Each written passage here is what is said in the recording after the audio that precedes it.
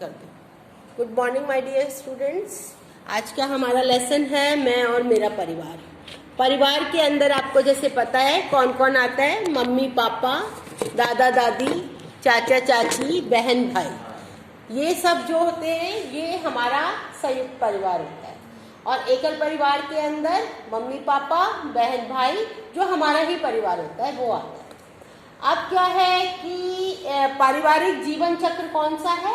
पारिवारिक जीवन चक्र जो होता है जब हमारे मम्मी पापा की शादी होती है तभी से पारिवारिक जीवन चक्र आरंभ होता है। जब दो जनों की शादी होती है, फिर उसके बाद जब फर्स्ट बेबी होता है घर में, जैसे आपका जन्म हुआ या आपके बड़े भाई का जन्म हुआ या आपकी बहन का जन्म हुआ, उसके बाद में दूसरे बेबी का आगमन हुआ, तो धीरे धीरे क्या हुआ, परिवार का विस्तार हुआ, बढ़ा। हमारा परिवार क्या हुआ, आगे बढ़ने लगा। अब क्या है कि ये जैसे कि एक नवविवाहित वधू हमारे घर में आती है, कोई नई बहू आती है, घर में शादी होकर लड़की आती है, तो उसको क्या क्या करते हैं, कैसे करते हैं, उसको कैसे सहायता करते हैं कि उसको सब लोग बहुत प्यार से रखते हैं, उनको सिखाते हैं भी हमारे घर का सिस्टम ये है, ये हमारे इतना, ये हमारा घर है, ये आपका रूम है, इतने बजे हमारे घर में सुबह सो करके उठते हैं और ये हमारे घर में सबको पसंद है। सुबह ब्रेकफास्ट में हमारे यहाँ ये बनता है और लंच में ये सब खाते हैं, हम सब इकट्ठा बैठ के खाना खाते हैं। मतलब इस तरीके से जो हमारे घर में जो चीज़ें होती हैं उसको हम क्या करते हैं, समझाते हैं। जो भी कोई नया सदस्य आता है हमारा, तो हम उसको समझाते हैं, ठीक है। उसके बाद क्या होता है कि जैसे बच्चे हुए घर में छोटा बच्चा हुआ तो शिशुओं की देखरेख, जब छोटा बच्चा होता है तो उसकी कैसे देखरेख की जाती है कि उनको जैसे कि बच्चे को समय समय पे दूध पिलाना, उसकी मालिश करना, उसको क्या करना है, मालिश करना, फिर उसके बाद नहलाना, सब काम कौन करता है, ये सारे काम कौन करता है, मम्मी करती है, माँ करती है, ठीक है। और इस अवस्था में माँ को जो है बहुत सारे काम होते हैं। और जब छोटा बच्चा होता है तो उसको माँ का दूध जो होता है वो सबसे अच्छा आहार होता है, संपूर्ण आहार होता है वो। और यदि माँ और पिता दोनों काम करते हैं तो उन्हें बच्चे को पालने के लिए किसी सपोर्ट सिस्टम की जरूरत पड़ती है, चाहे तो वो दादी उसको संभाले या कोई हम मेड रखे या हम कहीं क्रच में छोड़े बच्चे को, तो हमें उसको वो संभालना पड़ता है, ठीक है। अब जैसे स्कूल जाने वाले बच्चे जो होते हैं 7-8 साल के बच्चे हो जाते हैं, आजकल तो 3 साल का बच्चा जाने लगता है, तो खाना खाना, नहलाना, कपड़े पहनाना, सभी कामों में उन बच्चों को क्या होती है, थोड़ी सी सपोर्ट की ज़रूरत होती है ना, सपोर्ट की ज़रूरत होती है, मम्मी उनकी सपोर्ट करती हैं। अच्छा, उसके बाद धीरे धीरे बच्चे बड़े होते हैं तो वो अपने इंडिपेंडेंट होते जाते हैं, स्वतंत्र रूप से काम करने लगते हैं और बच्चे अपनी जो उनकी ज़रूरतें या आवश्यकताएं उनको पूरा करना सीखने लगते हैं, ठीक है ना, उसमें उनको इतनी ज़रूरत नहीं पड़ती है। फिर उसके बाद उन्हें शिक्षा का स्तर दूसरों के सहयोग के, अब क्या होता है कि जब हम स्कूल जाने लगते हैं, बड़ी क्लासेस में आते हैं, तो हमें सपोर्ट की ज़रूरत पड़ती है ना। अब कभी जैसे काम करते हो, आप नहीं समझ आ रहा तो आप मम्मी की हेल्प लेते हो, दीदी की लेते हो, पापा की लेते हो, तो वो क्या होता है, वो सपोर्ट हमें उस समय किसके लिए चाहिए होती है, पढ़ाई के लिए चाहिए होती है, ठीक है। अच्छा, अगर बच्चों को अच्छी शिक्षा जब हम दें, एजुकेशन अच्छी कैसे मिलेगी उनको, कि जब स्कूल का तो बनता ही बनता है, स्कूल का तो उत्तरदायित्व है ही, लेकिन माँ बाप का उत्तरदायित्व भी होता है कि जो स्कूल से काम कराया जाए वो घर में उसका रिपीटिशन कराएं, उसकी प्रैक्टिस कराएं। अगर बच्चा घर में भी काम करता है, सीखता है, तो वो बच्चा बहुत अच्छी तरीके से अपनी कक्षा में आगे बढ़ता है, ठीक है। उसके बाद क्या है कि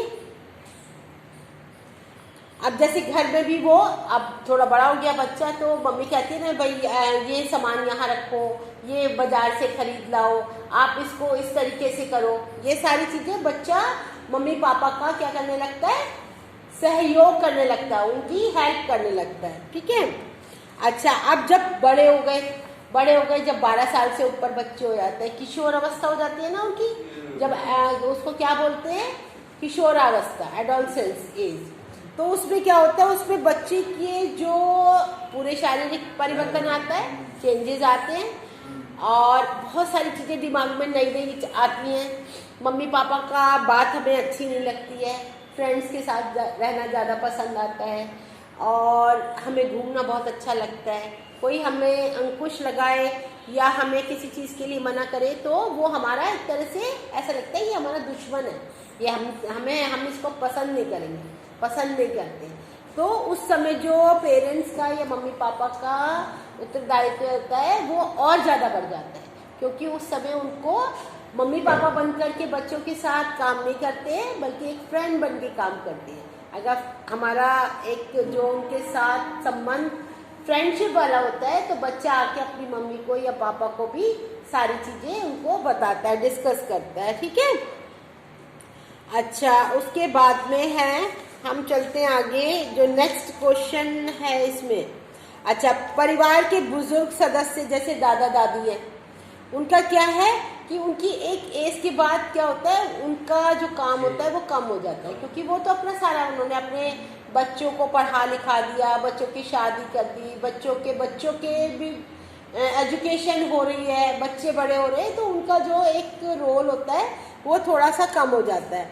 और क्या होता है, उस समय उनकी जो शारीरिक शक्ति है, मतलब जो उनकी एनर्जी लेवल होता है या जो उनका काम करने का एक सिस्टम होता है, एनर्जी होती है, वो भी थोड़ी कम हो जाती है, ठीक है। उन्हें क्या होता है कि अब जैसे दादा है या दादी है तो उनको विशेष देखभाल की भी ज़रूरत होती है। अब किसी के दादा भाई बीमार हैं या उनको कोई प्रॉब्लम है तो उनको समय समय पे दवाई देनी होती है। किसी की दादी अगर बेड से नहीं उठ सकती है या उनको कुछ प्रॉब्लम है तो उनको भी हमें हेल्प दे करके कहीं ले जाना है, डॉक्टर के पास ले जाना है। इवन बहुत सी जगह तो ये भी होता है कि अगर बाथरूम भी जाना है तो वो सपोर्ट से जाते हैं, बूढ़े लोग जो है, ठीक है। इसलिए परिवार के सभी सदस्यों का दायित्व है कि उनको अच्छा और आरामदायक जीवन प्रदान करें। समझ में आया? सब लोग मिलजुल करके प्यार से रहे और एक दूसरे की हेल्प करें, ठीक है। नेक्स्ट जो है उसमें है ये वाला,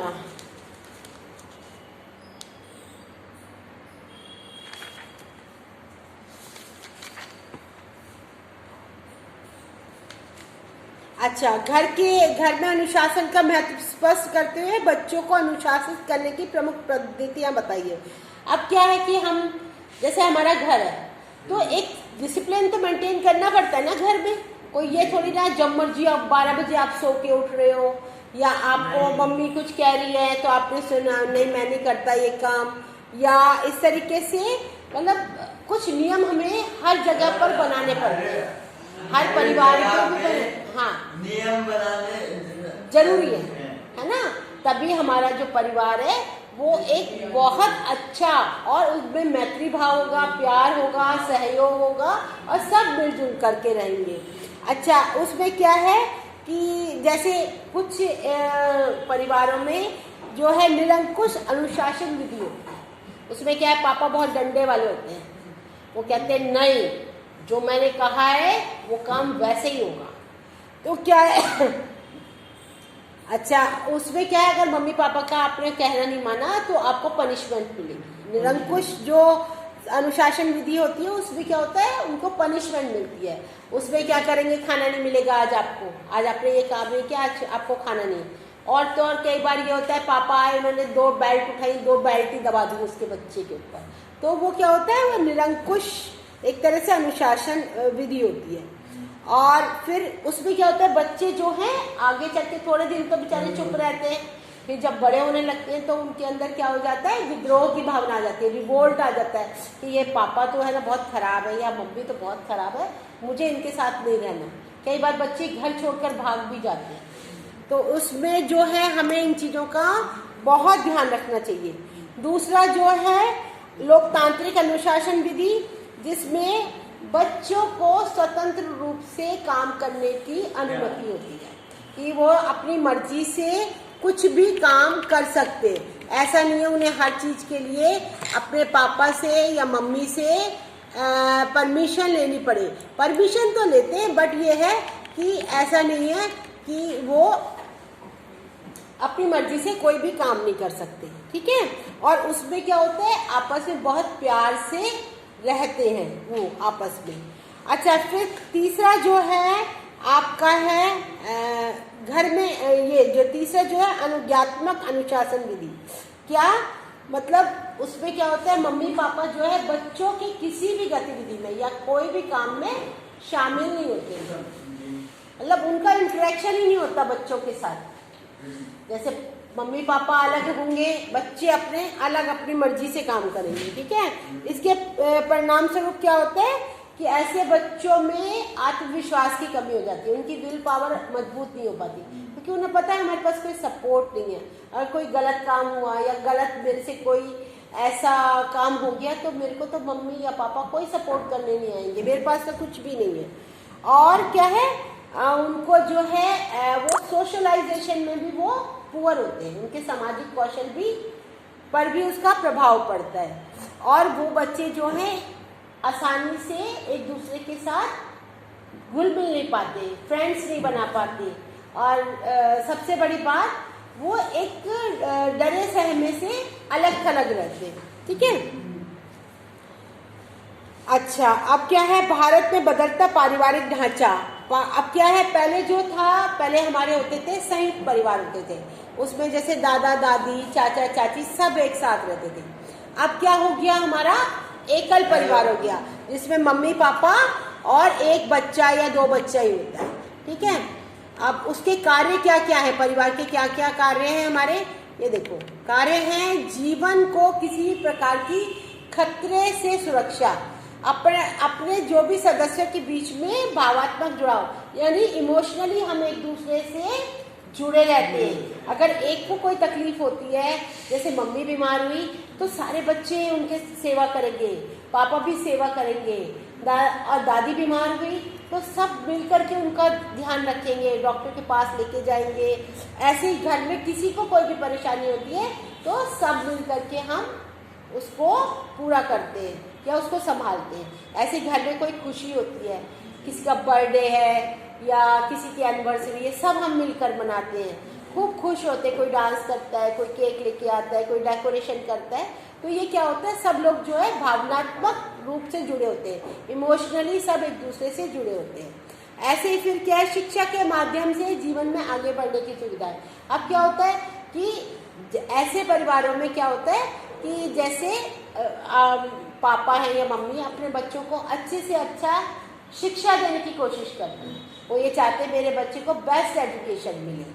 और वो फिर जो है हमें बड़ी खुशी भी मिलती है, मनोरंजन भी मिलता है, जब हम सब इकट्ठे होकर के एक साथ काम करते हैं, एक साथ परिवार में रहते हैं तो हम बहुत खुश रहते हैं। नेक्स्ट है इसमें, ये मैंने आपको करवा दिया सारा परिवार के आरंभिक, ये भी हो गया, पारिवारिक चक्र भी आपका हो गया, मैंने समझा दिया, अर्थ भी समझा दिया कि जब दो लोगों की शादी होती है तो पारिवारिक चक्र आरंभ होता है। फिर उसके बाद जो है प्रारंभिक स्तर हो गया, फिर इसमें है ये एक दूसरे के साथ व्यवहार कुशलता से बात करें, मतलब हमें क्या गुण स्थापित करने चाहिए और किन बातों से बचना चाहिए। एक परिवार के अंदर हमें क्या क्या करना चाहिए और क्या नहीं करना चाहिए, कि सब लोगों को प्यार से, व्यवहार कुशलता से, मतलब हमारा बिहेवियर ऐसा हो कि एक दूसरे को हम पसंद करें। ऐसा नहीं कि हम उसको पिन मारें या कड़वे वचन बोले या अरे ये तो बड़ा बेवकूफ़ है, ये तो कुछ कर ही नहीं सकता, तो दुख होता है ना अंदर से। और अब वही बात है कि अरे ये बच्चा तो बहुत अच्छा है, ये तो बहुत आगे बढ़ेगा, ये तो बहुत समझदार है, तो उससे क्या होता है, बच्चे की जो है विल पावर स्ट्रांग हो जाती है और वो अच्छे से अच्छा काम करने की कोशिश करता है, ठीक है। फिर एक दूसरे को सहयोग प्रदान करें, मतलब एक दूसरे को हमें मदद करनी चाहिए और दूसरों की मदद ना करने से फिर मिलकर कार्य करें। सब परिवार में क्या है, सबकी ड्यूटी होती है, ये नहीं एक अकेली मम्मी की ड्यूटी है कि भाई खाना भी बनाएगी, सफाई भी करेगी, कपड़े भी धोएगी, ऐसा नहीं होना चाहिए। सबको मिलजुल करके अपना काम बांट लेना चाहिए और उसी के अनुसार अपना काम करना चाहिए, ठीक है। और बीमार और जो हमारे कमजोर परिवारजन हैं उनकी हमको क्या करनी चाहिए, देखभाल करनी चाहिए, उनकी सेवा करनी चाहिए, ठीक है। अच्छा, नेक्स्ट अब चलते हैं। अब ये आया है पाठगत प्रश्न 19.8 19.1।